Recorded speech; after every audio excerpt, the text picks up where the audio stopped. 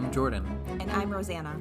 And on this podcast, we explore how to take life off autopilot and relentlessly pursue a life worth living together.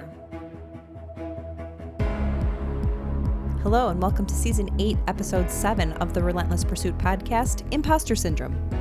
So, in 2020, I was introduced to a game called Among Us that a lot of the kids were playing.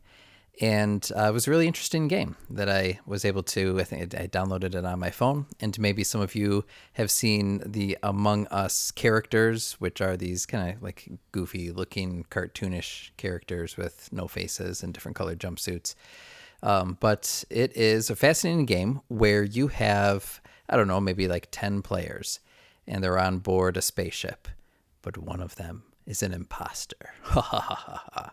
And the job of the imposter, which is randomly assigned to one of the players who's online in this room, is to try to kill the other 9 players without being detected. And so it's kind of like this interesting, like cartoonish psychological game. Was there a card game like this when we were in college called like Mafia or something like that? Yeah, it's kind of, very similar concept. Okay. Where like everybody looks like they all belong, but there is at least one, but maybe a few other individuals who don't belong and who are trying to like off the other people. And so the trick of the game is to pick up on whatever clues are within the rule set of the game to figure out who doesn't belong and to get rid of them before they get rid of you.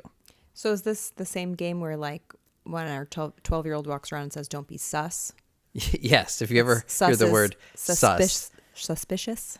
Yes. Don't be suspicious. Don't be suspicious. So the idea of being sus was popularized by this game. So someone who's acting suspicious, but you have to type it quickly within this little group chat to determine who is the imposter. Did you ever play this? I did. Oh, I never did. So like you're explaining it, I was like, oh, interesting. Yeah. So we're going to be talking about the imposter syndrome today, and hopefully none of us is secretly trying to off other people in our lives. That's not the analogy, but it's kind of this idea of like being undercover and blending in on the outside, but this secret fear of being outed by other people for not belonging for whatever reason. Okay. So here's some thoughts. Before we get to the definition, here's some thoughts someone experiencing imposter syndrome might be thinking. So listeners, you can maybe do a little mental checklist. Yeah, hold up 5 fingers and put a finger down every time you have heard or said one of these things. I don't belong here. No one knows yet that I don't know anything. I'm way out of my league. Everyone here knows more than I do. What gives me the right to be here? All right. You got one finger, one lone pinky standing, remaining. Rosanna. Yeah. Yes. I could identify with 4 out of those 5 sentences. Yeah. Kind of thoughts. I mean, I think we've probably all had those in different scenarios. I mean, it doesn't have to just be at work. It could be like as a parent or as a spouse or, like as a family member or a friend or just even in social situations, right? Like we've all felt like we didn't belong somewhere or we weren't who we thought we should be. This And that's the idea. And I actually, the first example I'll give, because you mentioned spouse. And so I don't want you to make more of this than you need to, but... Who, the audience or me? You. Okay. But as a spouse, from time to time, I've had the fleeting thought of, man, I'm married to Rosanna. I'm way out of my league. How long until she catches on? But then I realize that I'm Jordan and I'm just amazing. And I was going to say something snarky back. And but we're made for each other. Now right? that I needed to get that that in before you did. I was going to say, yep, never mind. Never mind there. So I remember when I was in college, there's a really odd experience where with a lot of classes, we'd like go hear a professor lecture, and then the next day we'd go and have a discussion with a TA who's usually a graduate student a few years older than us.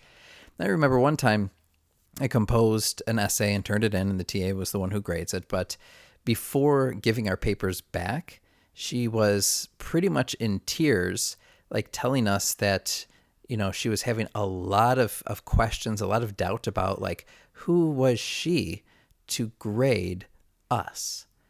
And I'm kind of rolling my eyes. I'm like, you're my TA and that's your job. Like, just tell me how I did. And I'm not going to question this or overthink this. And so then she read to us like a whole chapter from a book that she was reading. And I'm like, just give me. And then I finally got the paper back, and it was just a letter grade, but with like no comments or feedback whatsoever. Cause she was like so entangles over whether or not like she had the right to really tell anyone if their thoughts were valid or not valid, and really overthinking it. And I always thought that was odd, but that's made more sense over the years to me, because I think like what she was feeling was kind of the specter of imposter syndrome, this idea of who am I to be doing X? And I think that there's a lot of moments where you and I have both experienced this. Like I said, like as a spouse or maybe as a student or as a professional or in a lot of different venues. Did you come up with any times that you've experienced this? Well, I mean, think about it the first time you're a parent, right? Okay, so like a mother carries a child about 9 months, and then you have this baby, and then you're in the hospital, and the nurses are there to help you out. And then they say, all right, go get the car seat from the car, and they help you put the baby in the car seat, and then it's just yours. Who on earth, like, right? Like what degree, no what gonna certificate, come home with me? Wait a minute. what Yeah. training do I have to keep this tiny human alive, right? Like, am I doing it right? And like, you know, obviously if you're a first time mom too, you know, like if you're nursing and how that's supposed to look and how you're supposed to, like, you don't know, like you've maybe read some books or you have a friend or a sister tell you about it, but it's like, you know, am I doing this right? Am I going to mess up this kid? Like even as you parent a toddler or a teen, right? Like you've never done it before. So the first time you do it is the first time. And so are you going to nail it? Are you going to have all the answers? Probably not. And so it's like that insecurity creeps in. Like, am I doing any of this right? And then, you know, the teacher sends an email home about how great your kid is and what outstanding character you have. And for a moment you breathe a sigh of relief, like, okay, I'm not totally effing this up. Like, right. Let me pat myself on the back, give myself. I just think I have fooled them. Well, and that's kind of what you think, because that morning you may have shouted at your kid to, you know, change their underwear, and you forgot about hot lunch, and you know, like the list goes on and on, where you think that you're not who you say you are, or you think you're not good enough or as good as you should be. But oftentimes the proof is in the pudding. Yeah, actually, it's interesting that you mentioned that, because of all of the areas of life that I was thinking through in preparation for this conversation, I did not, like being a dad did not cross my mind. Oh, well, that's interesting. I mean, I could have given you examples in my business, but I'm like, I feel like I bring that up all the time. So let me just, like, a different point of reference depending on who the listener is, you know? Yeah, I have a few other ones too, but I feel like now's a good time to slip in the official definition from people who know. From people who know. Apparently, I read an article from the APA, the American Psychological Association, called Feel Like a Fraud. And this was actually their cover story in 2013, but they have like a graduate student edition of their publication. So this is from their grad publication. But this is what they said. It said, first described by psychologists Suzanne Imes and Pauline Rose Clance in the 1970s, imposter phenomenon, also known as imposter syndrome, occurs among high achievers who are unable to internalize and accept their success. They often attribute their accomplishments to luck rather than to ability, and fear that others will eventually unmask them as a fraud. Like Scooby-Doo? Because they're sus, yeah. It is a very real and specific form of intellectual self-doubt. Imposter feelings are generally accompanied by anxiety and depression. And Psychology today had a different flavor of that. It said, imposter syndrome is the belief that you are undeserving of your achievements and the high esteem in which you are held. The feeling that you aren't as competent or intelligent as others might think you are. So it seemed like they were saying two things. Like I'm really hearing two things in these definitions and in others. Like there's like one kind of imposter syndrome is the comparison of yourself to others. Like I'm in a room where everybody knows more than I do. But there's a second kind of imposter syndrome that accompanies that, where it's a comparison between yourself and between yourself and your perception of what other people think of you. So like everyone thinks I'm a 10, where really I'm a 3. And it's only a matter of time until I'm unmasked, until all of that's discovered. Yeah, there's definitely this like either like assumption versus reality. So I've seen it kind of depicted in this way that it's two circles, and it's like a huge circle that says what everybody else knows, and then this tiny circle of like what I know. So that's the assumption, like, I know this, everybody else knows this, so therefore I am inferior. Where the reality is you know just about as much as everybody else knows. Like, you're pretty much on even playing fields. Sorry, but for some reason it's hard for you to see that. Mm-hmm. Yeah, this is not a truth. Like, imposter syndrome stems from a perspective, it seems like, and so that's a perspective is something that you can adjust and you can change, and it's just like or almost not even a perspective, but more of a feeling, right? I had heard it described as it feels like self-doubt and personal incompetence, and those feelings, they're just feelings, but they persist despite your education, your experience, and your accomplishments. So someone could look at you or me and say, wow, you're this, based on, wow, like, look where you went to school, or the fact that you have how many degrees you have, or where you live, or your job, or whatever that is. And so, but you may not feel like that, regardless of like what is being shown. Yeah, your own accomplishments often don't feel as gratifying and validating as they might appear to others. But what in the first definition you said that these feelings are usually amongst high achievers. Yeah. And so I think that's what's interesting to me. Like, the most interesting to me is because higher achiever, like, why would that be true of high achievers, do you think? Well, it's because there's a few reasons. And so actually I do have some causes here, and this relates to it. But I think it boils down to that high achievers have a certain expectation of their own performance, but in many cases they also have other people who have expectations for their performance too. And so based on those expectations and those self-perceptions, then when they compare that to how they're feeling about their actual performance, that doesn't always add up, and that's where that gap appears and that self-doubt appears. And do you think like sometimes that gap too is kind of based on like how you're raised, or like what you're raised to like believe about like how much you're meant to achieve or how much you should achieve? Like are there like other factors that would contribute to that? So this part made me mad in the research, because apparently everything causes imposter syndrome. Everything. Okay. And it, especially in the first article that I read, I got frustrated because right away they're like, what causes this? The parents. And I'm like, oh, come on. Like, I feel like that's sure, maybe. And I'm okay with accepting that responsibility. But at the same time, but then in the next article, and then the next article, and the next article, a lot of people were like, yeah, it goes back to the parents and the way people are raised. I'm like, well, I'm not going to overthink this. And to you parents out there, don't overthink. Just love your kid, and the rest will take care of itself. But I was left a little frustrated because it's like apparently being praised, being criticized, doing well. Doing poorly. Doing poorly. Okay. Also, this was interesting, differing from your peers in almost any way: age, gender, race, interests. Like, generally we have a lot in common with a group that we're within, but there's something about us that might stand out, even if it's minor.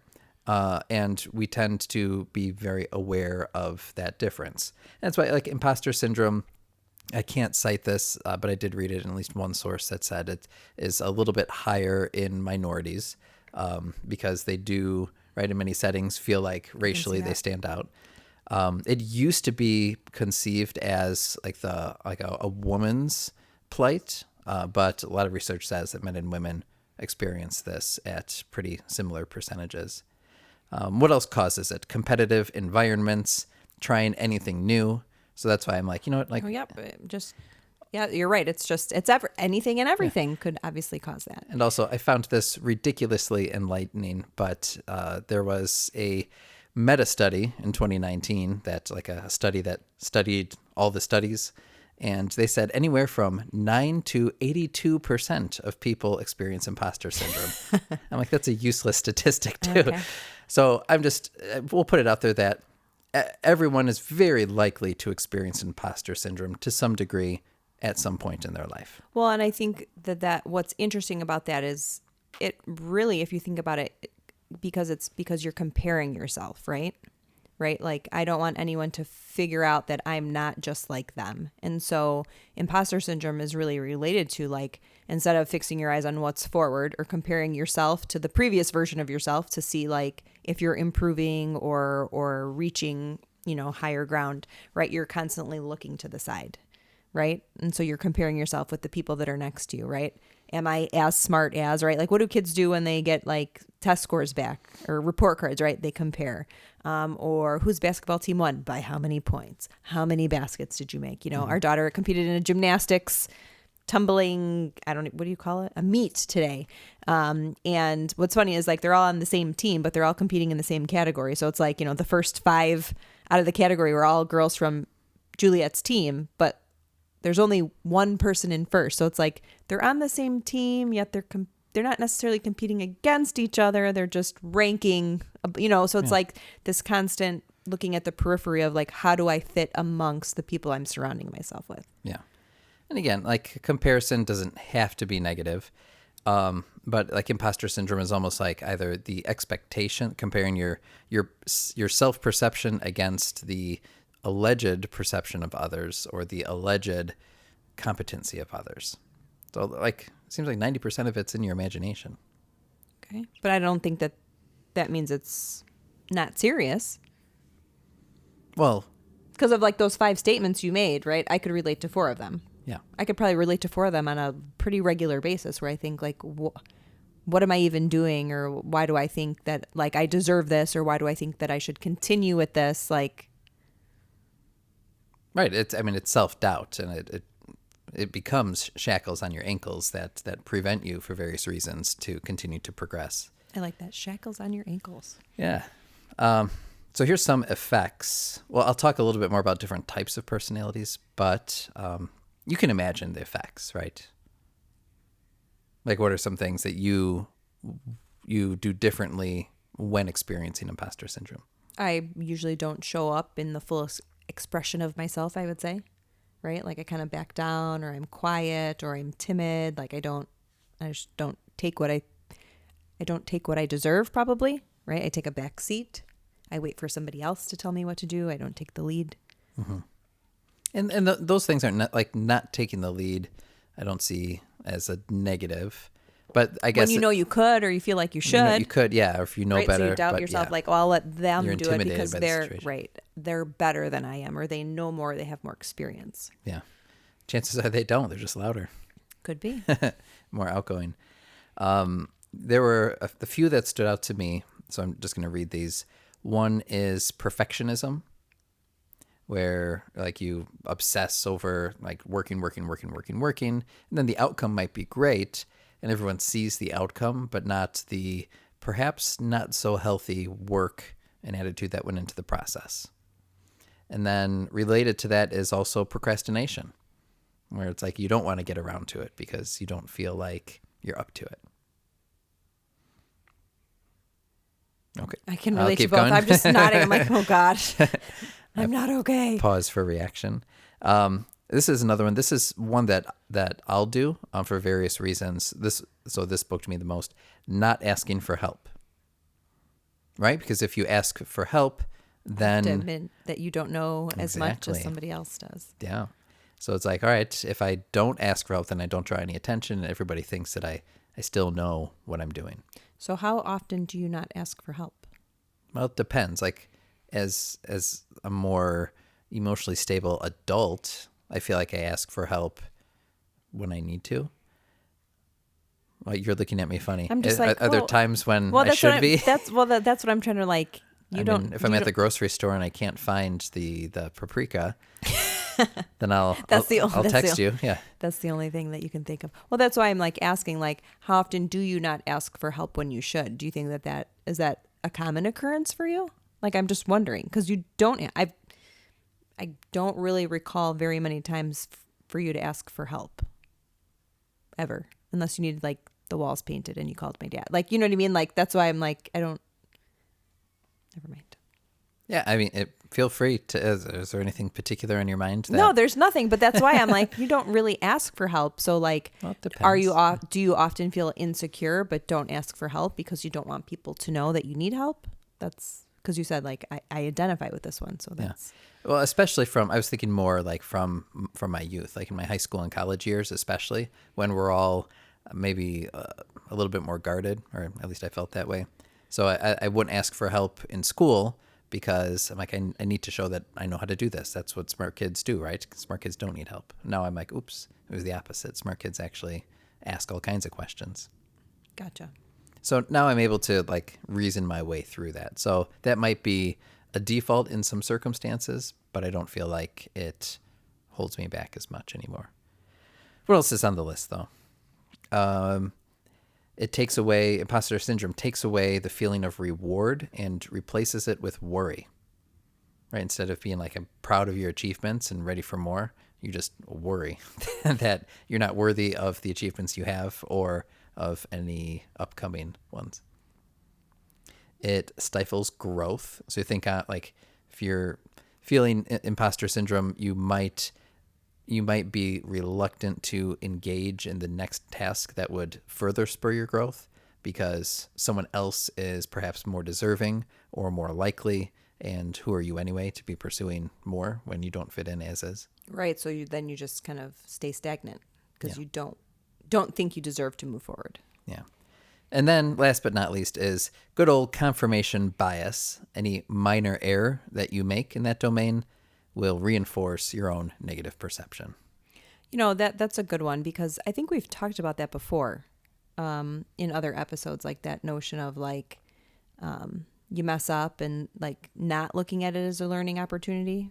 And, you know, a lot of times when we mess up, it's nothing major. Like we haven't hurt somebody or, you know, we haven't done something illegal, but it's like this notion of, ooh, you know what? I really didn't handle that well, or I should have done this. And just like letting that be kind of just like another like feather in your cap, like live, learn, and like move forward, where for a lot of people that kind of holds them back. Mm-hmm.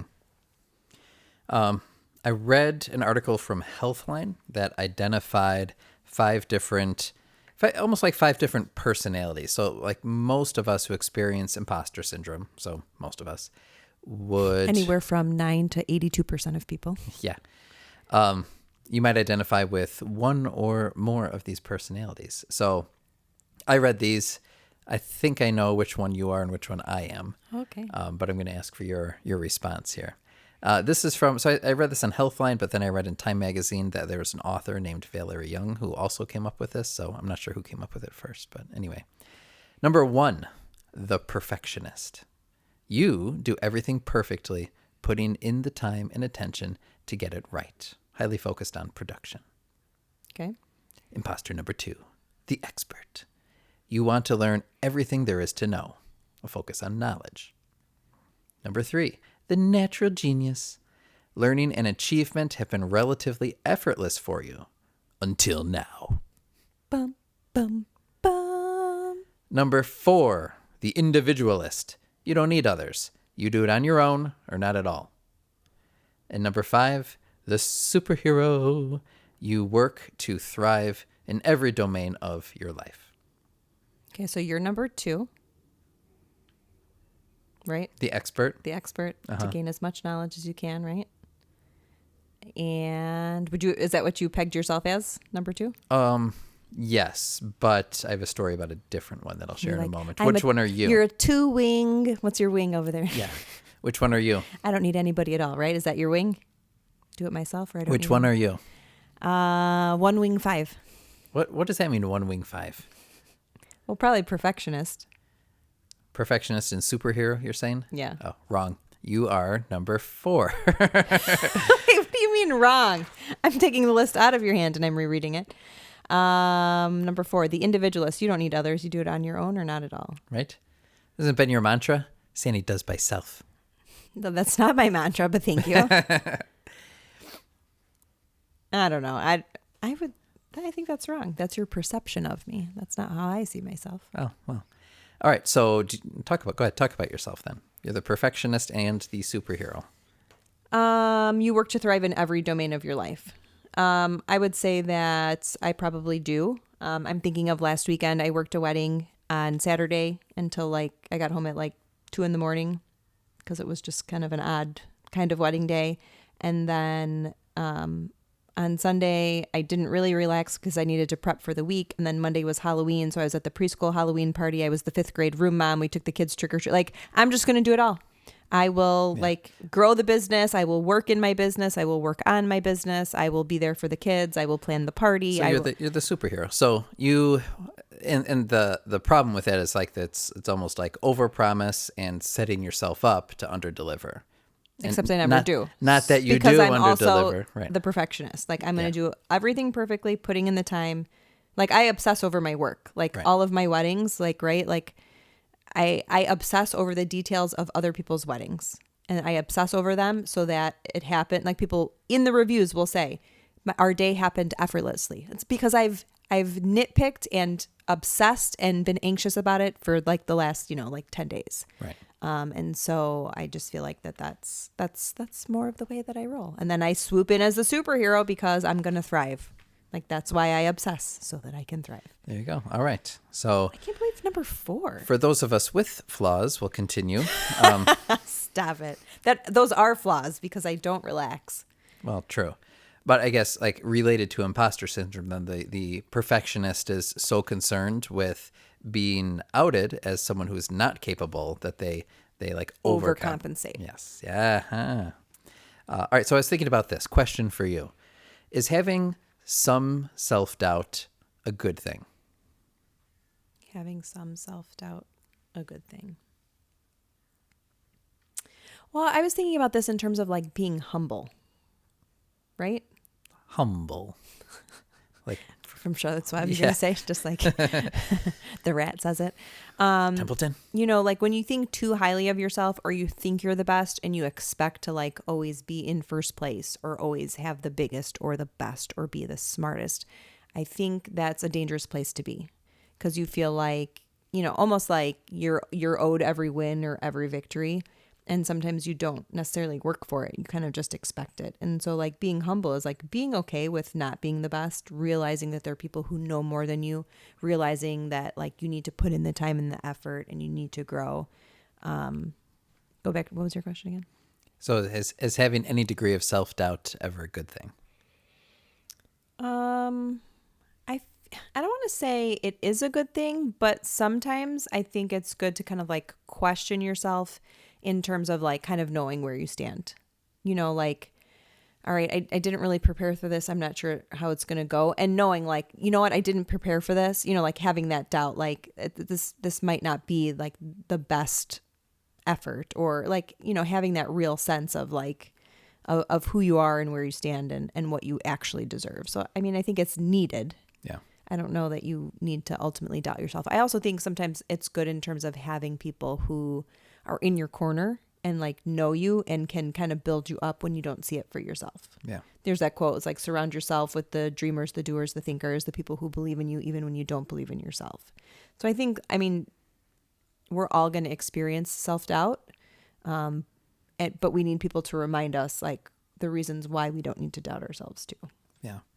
I do find it useful. It's almost like on a spectrum. On one end of the spectrum is imposter syndrome, where you don't feel like you don't measure up. Now the other end of the spectrum is just like this, like extreme this hubris, and this pride. Yeah, this overconfidence, and that's not useful either. So I wouldn't want to completely get rid of self-doubt, but I think your word is accurate, right? Just have an accurate opinion of yourself and be like, you know what, there actually are people in this room who do know more than me or have something more or different to offer. But that doesn't diminish who I am and what I can offer. Like they offer this while I offer that. Right. And I'm not saying what I offer is better. It's just different. Yeah. Hold those two thoughts in your head at the same time. Right. Space at the table for everybody. There you go. All right. So I have I've compiled a list of how to respond to imposter syndrome. So as usual, like we make the list and then it just happens to be 10. So I wouldn't mind if it were 7 or 11, but 2 would be good. 2 would be you might remember that. Much more doable. Yeah. A lot of this though, so this is the thing, like imposter syndrome is like we already said, it's like it's based on feelings, it's based on perception. And so it really comes down to like doing mental work.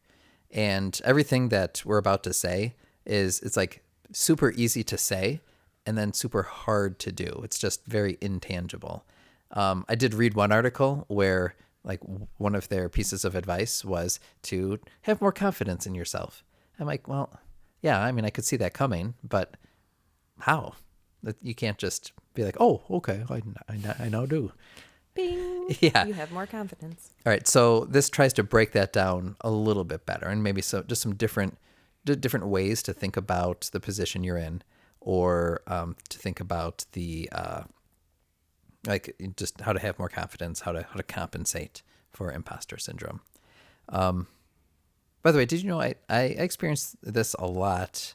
Like when we interview someone on the podcast, like anyone we've talked to, in my mind, I'm like, man, how long until they find out we're just two ordinary people just asking a bunch of questions? But when you think about that, to some extent, they have to realize that too, that they are also just two ordinary people. You know what I mean? Mm-hmm. Like we are all ordinary people.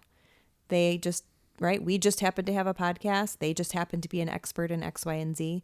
Our last guest was Angelina. No, the metaverse. Oh, right. Yeah. How could I forget Professor Andrew Maynard? Yeah.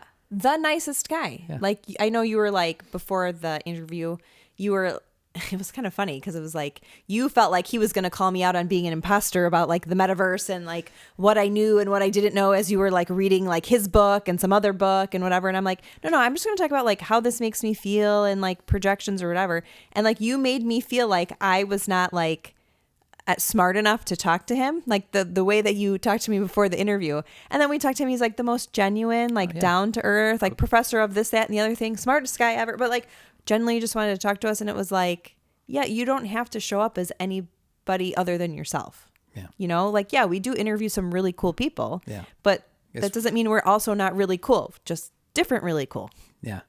I've never been cool before. I'm not good enough. You're the bee's knees. But so I guess that shows how much many of us, by many of us, I mean me, but you're all with me here. Again, how much we can like just kind of project who we want to be. Right. Like you were going to read all those books and like go into that interview as like, next metaverse expert. And you're looking at me like, well, no, you don't deserve, I'm going to prepare. You don't deserve a seat at the table because you haven't prepared as much as me. Not at all what was said. Not even where I was going with that example. All right. I apologize I made you feel that way. That's right. Okay. Anyway, if you didn't listen to that conversation, by the way, you should go back. It's interesting. It's mind-blowing. Yeah. All right. Back to the top 10 list. Okay. Here we go. Number 1, focus on doing, not being. Right? Because when you're talking about like, oh, I belong here, I don't belong here, I'm not good enough, like all that, that's just on who you are. Well, stop thinking about that. Just focus on taking the next action. Which is funny because most things I read say focus on being rather than doing. No, I say, and this is not from anyone but me. Oh, okay. Yeah. There you go. But Thanks at some point, see, I think there's a dichotomy here because if you're so focused on just like thinking the right thoughts, I think you're going to spin yourself around in circles. And if you just stop it and then just take the next action, then won't that like move you in the right direction and help to validate you even further? I mean, yeah.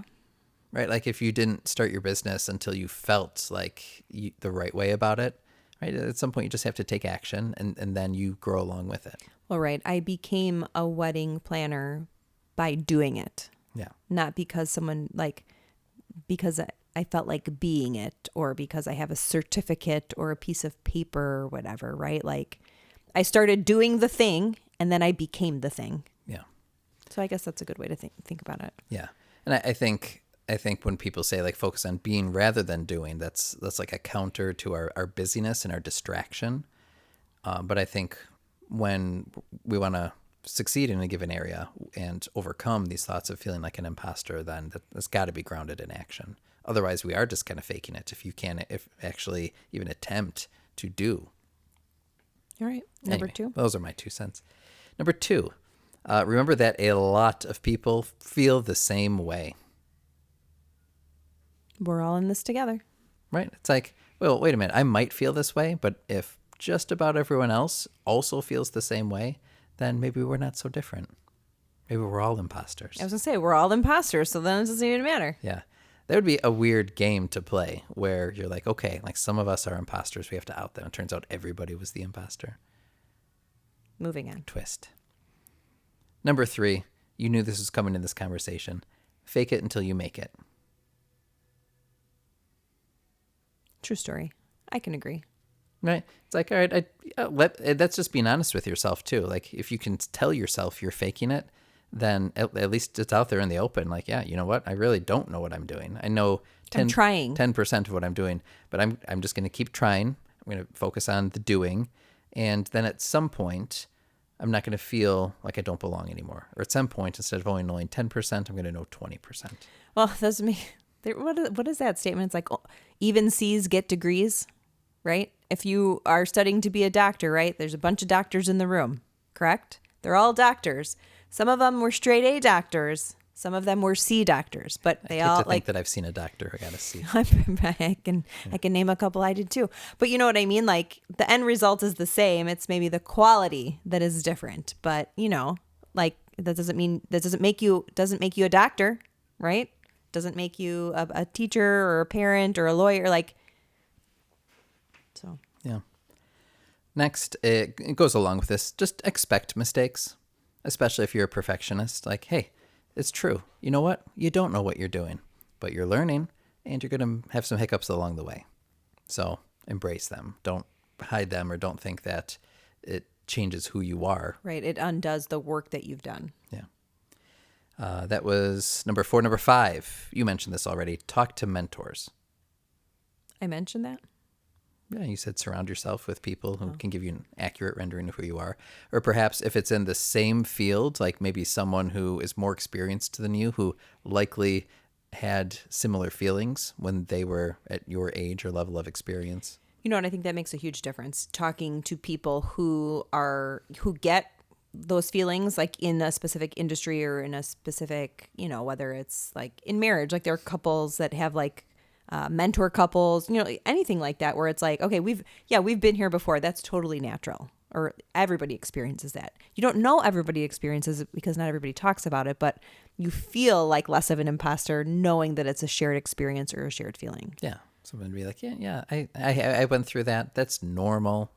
And then they can tell, you know what else is normal or what helped me, or someone who can witness your performance and maybe recenter you back on some affirmations as well. Number 6, focus on growth let me rephrase this. Focus on who you're going to be tomorrow instead of who you feel like you are today. So that basic growth mindset. So some simple statements you might try could include, I don't know the answer, but I will. Right? So we just acknowledge, I don't know the answer, but I know there's an answer out there and I'm going to find it. Or I'm not as good as these other people yet.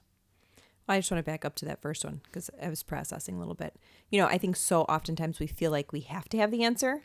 And then when we don't, we feel like the imposter because we thought we should have had the answer. But if you don't know it, you go find it. Yeah. That's all it is. Yeah.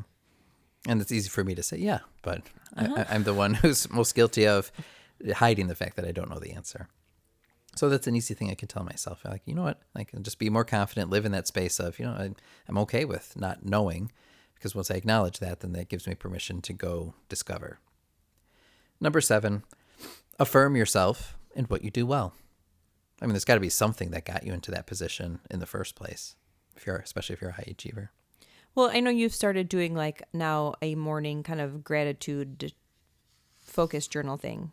Is one of those things an affirmation? Yes. And how do you feel like that's been working? Do you find it hard? Do you enjoy that part? Yes.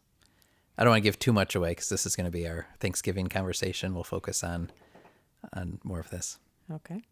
But yeah, because that's not something you've done before, really, right? No, but after talking to Trish Blackwell, and all you folks should go listen to our conversation with her, she spoke specifically about how we talk to ourselves, and that resonated with me.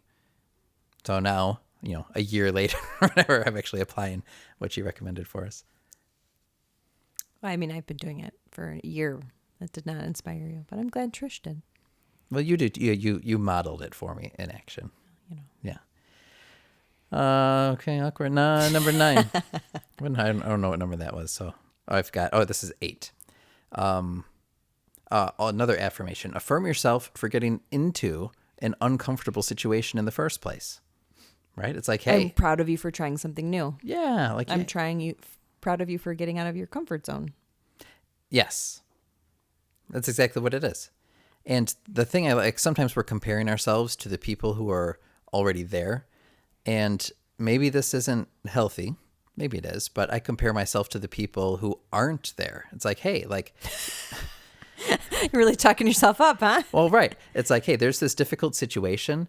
And for a lot of reasons, other people could have been here, but they didn't for whatever reason. But I did. And now I'm out of my comfort zone. Now I don't know what I'm doing. I feel like I don't belong, but that's intentional. Like I set this circumstance up to be like that. And I'm already, like, what do they say? Like the person who does something, the person who tries is already light years ahead of the people who just wish. So that's, I think, just getting yourself in that position is by itself praiseworthy. Yeah, it's like the man in the arena again. You're right. We can sit on the sidelines and heckle the people on the field, or we can get on the field and get dirty. Right. Even if we're getting our butt kicked. Right. It's better than just wishing we were in the arena. As we said, and I think we agreed on this, like having some degree of self-doubt, a healthy degree of self-doubt can actually be good because it makes you more aware of and being open to growth and to weaknesses, makes you want to rise to the challenge. And number 10, it all boils down to this, at least for me. You're probably going to experience imposter syndrome anyway, so just expect it and then ignore it and just work hard. Right? It's just going to show up anyway. Just going to simplify that. Like, here it is. Here's me not giving a shit. Right. Now you can be like, oh, there it is. All right. Hey, welcome. I was expecting you, imposter syndrome. Now get out of my way because I have work to do. It actually sounded funny, like when you just like read the statement, but kind of just that little thing after it was actually kind of funny. Like, yeah, like we all have those feelings of self-doubt. They do pop up. But for many of us, we let that then like cloud kind of our thoughts, right? Or make us deaf to like what's next and keep us back from moving forward. And so, going back to the doing, continue to do it, continue to take action, continue to move. Don't let those thoughts hold you back and sideline you. It's actually really important. Like it sounded silly, but you're like, yeah, like, oh, I was expecting you. Fear, doubt, anxiety, stress, like, duh, that's life. Welcome to the party. Like even a good life has those elements. And so it's like, yeah, well, that's here, but guess what? Nonetheless, she persisted. Like we're still going. Or he persisted. Or they persisted. That's what he said. Sure. So I was going to wrap up with something. I forgot what. It's easy to, like we said, like it's easy to say all of these things and it's easy to agree with them and to talk about them. But when the moment comes, it takes mental work to actually be able to apply it, to move through that feeling of imposter syndrome and have an accurate rendering of yourself and continue to grow. So I think that's the real challenge, is to continue to meditate and digest these. All right. So we hope you all enjoyed this conversation. If you're any one of the 9 to 82% of people out there who this probably resonated with, then go ahead and give it a 5-star review or 5-star rating and a written review on Apple Podcasts especially. It goes a long way in telling us what you think about the show and also helping other people find it. And if you've already done that, we appreciate that. Then share this episode with someone you think it might resonate with too. And don't be sus. Number 1 takeaway. All right, guys. Well, thank you for joining us this week, and we will see you again next week. Bye-bye. Thanks so much for listening to today's show. We hope you will use this conversation as a starting point for your own.